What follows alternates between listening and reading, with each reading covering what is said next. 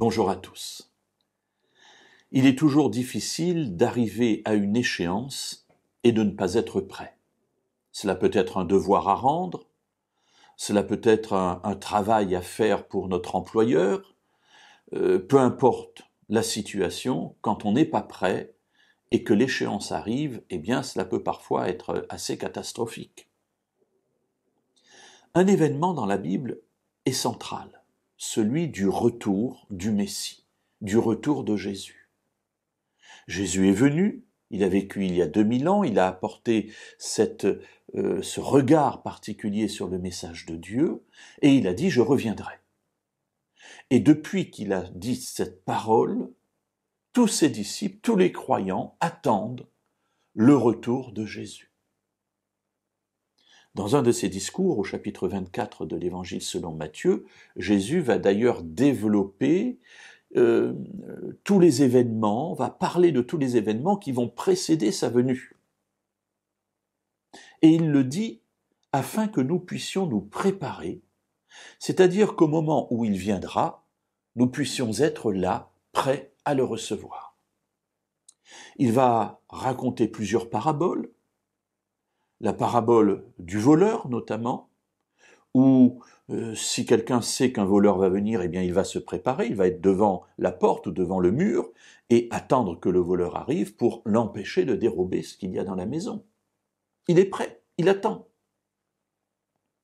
Et Jésus termine ce discours, juste avant de donner d'autres paraboles, en disant, donc Matthieu chapitre 24, et au verset 44, il dit la chose suivante. C'est pourquoi, vous aussi tenez-vous prêts, car le Fils de l'homme viendra à l'heure où vous n'y penserez pas. Être prêt, ce n'est pas connaître la date de la venue de Jésus. La Bible nous dit que le Messie viendra à un moment où personne ne s'y attend.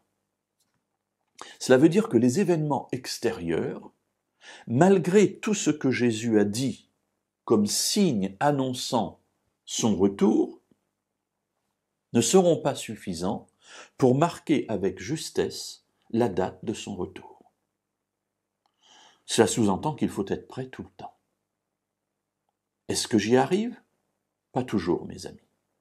Je suis comme vous, parfois pris par les affaires de notre monde, et parfois même les affaires de Dieu et de mon Église, mais elles me prennent tellement que j'oublie celui qui m'en a donné, j'allais dire le ministère, l'ordre, le désir de conduire, j'en oublie Dieu.